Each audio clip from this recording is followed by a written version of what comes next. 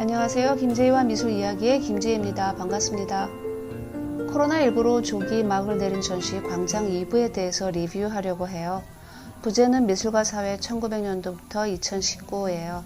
국립현대미술관 개관 50주년 기념전으로 덕수궁관, 과천관 그리고 서울관 통합해서 진행된 전시고요.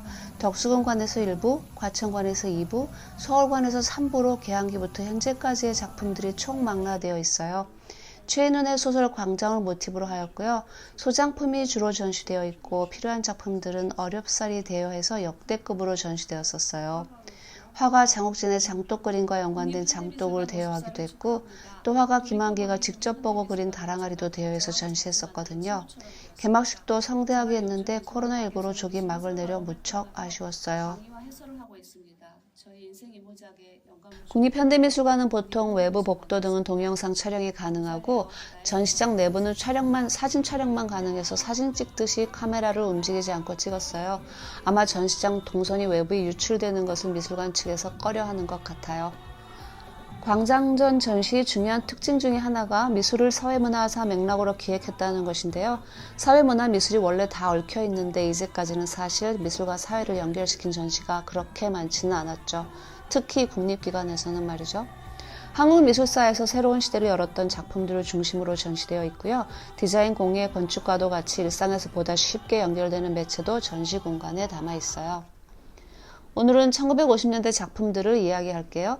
두 개의 공간으로 나뉘어져 있어요. 하나는 검은 해라고 명명해서 전쟁과 분단 그리고 상처의 흔적에 관한 공간이고요.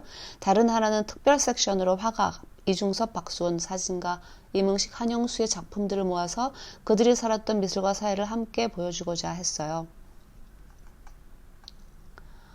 강요배 화가의 작품이에요. 모든 작가들에게 생년이 작품의 중요한 요소로 작용하지만 강요배에게는 가장 중요한 요소로 작용해요. 강요배는 1952년도에 제주도에서 태어났어요. 48년에 일어난 4.3 사태가 아직 종결되지 않고 과정 중에 있을 때였죠. 4.3 사태는 아시는 분은 아시겠지만 국가가 무력으로 민간을 극심하게 희생시킨 사태예요. 당시는 대부분의 제주도민에게는 이승과 저승이 한치의 차이밖에 나지 않는 무거운 시대였어요. 예를 들어 김철수가 수배자라면 김철수라는 이름은 다 죽어나가는 세상이었다는 거죠.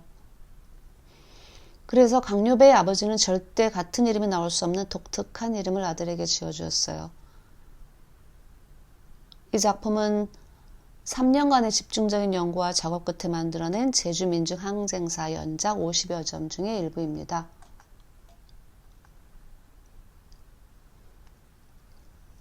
동백꽃이다. 빨간색 동백꽃이 떨어지고 있습니다. 동백꽃이 떨어지는 것을 실제로 제가 보았는데요. 이렇게 빨간 채 떨어지지는 않아요. 갈변하고 말라진 다음에 떨어지죠. 그런데 이 그림에서는 통꽃으로 떨어져요. 꺾인 거죠.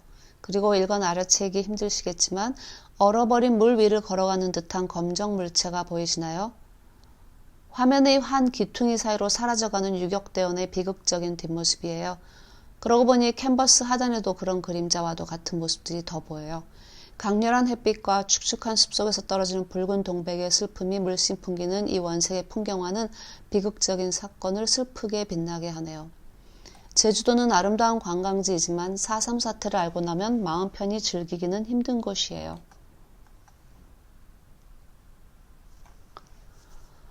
고바오 영감 아시죠? 아주 젊은 분들을 제외하고는 대부분이 아실 것으로 짐작이 돼요. 고바오 영감은 1955년부터 2000년까지 신문에 연장된 최장수 4컷 만화였으니까요. 김성환이 18살 때 한국전쟁이 발발하고 의영군에 끌려가지 않기 위해서 인민군을 피해 숨은 다락방에서 여러 인물 캐릭터 등을 그려내던 중에 고바오 영감이 탄생했어요. 김성환이 한국전쟁 발발 이틀 후부터 기록하기 시작한 스케치들이 자료로 남아있습니다. 의미 있는 기록이에요. 포탄을 피해 숨어있는 사람들의 모습이 보이죠. 김성환은 기록이 쌓이면 역사가 됩니다. 그림이라는 수단을 통해 우리 시대의 생활문화를 기록해 자료로 남기고 싶어요. 라는 말을 남겼어요. 한국전쟁 중이거나 직후에 어려운 상황 가운데서도 그림을 그리거나 사진을 찍는 등 작품 활동을 한 작가들의 특별 공간인데요. 한 번에 같이 관람하시기 힘든 귀한 작품들이 모여 있어요.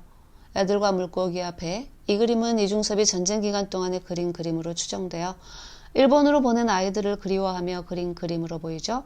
분청사기 기법을 화폭에 적용한 그림이죠. 박수근 그림 보실까요? 할아버지와 손자는 박수근의 그림치고는 상당히 큰 그림이에요. 실명했을 때 그린 그림이죠. 거의 실명했을 때요. 박수근은 화강암의 표면을 캔버스에 담아내려고 했었죠. 박수근의 그림은 마의 석불 감상하듯이 거리를 두고 감상해야 잘 보입니다. 박수근은 오후 늦게 반도 호텔을 자주 갔어요. 반도 호텔에 반도 화랑이 있었는데 그곳에서 박수근의 작품이 판매되었었거든요. 유일하게. 그곳에 숙박하는 외국인들이 박수근의 작품에 관심을 보였었어요. 그 반도 호텔 거리의 모습은 어땠을까요? 그 모습을 보여주는 사진이 있어요. 을지로 일가 반도 호텔이라고. 미국의 문물을 받아들여 세련된 외모의 여성이죠. 이 여성의 뒤쪽에 뒷모습이 찍힌 여성들도 만만치 않은 멋쟁이로 보입니다. 이들은 아프레 거리라고 불리웠어요. 일제강점기에 모던거리 있고 1990년대에 된장녀가 있다면 1960년에는 아프레 거리 있었네요. 이문식 작가의 구직이에요. 구직난은 예전이나 지금이나 항상 심각했네요. 여기까지 광장 2부 1950에서 2000년대까지 전시 중에서 1950년대에 대해 이야기했습니다. 다음에는 1960년대에 대해서 이야기할 예정이고요. 끝까지 함께 해주셔서 감사합니다. 다음에 봬요.